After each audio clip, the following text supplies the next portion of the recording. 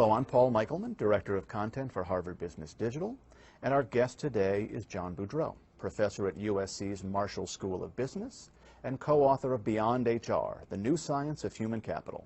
John, thanks for joining the program. It's a pleasure, Paul.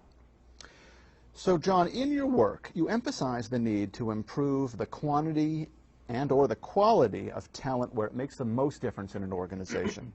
So implied here, it seems, is a two-step process. First, you need to determine where talent has the biggest impact. And second, you need to figure out how to improve the quantity or the quality of that talent. So first things first, how do we determine where changes in talent practices in the organization would potentially have the biggest effect? Well, that's a big question.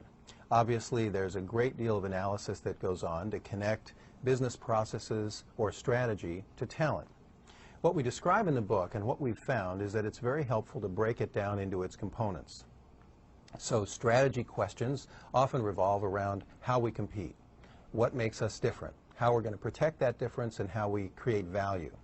With that in place, we can begin to drop down and think about processes, resources, and other supporting elements.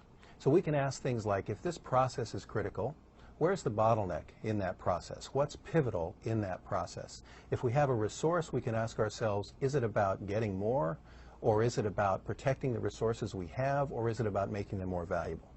Those strategic pivot points are really important as the basis for understanding where talent might make the big difference. For example, if you think about Disneyland, the high-level strategy is surprising and delighting customers, and I think everyone would agree on that.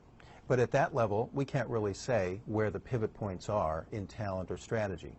Turns out Disney does a lot of things well. But one of the things that everyone says could be improved is waiting in line. It's a bottleneck. It's a place where there's a great pivot point for Disney. So the talent that might be most pivotal at Disney,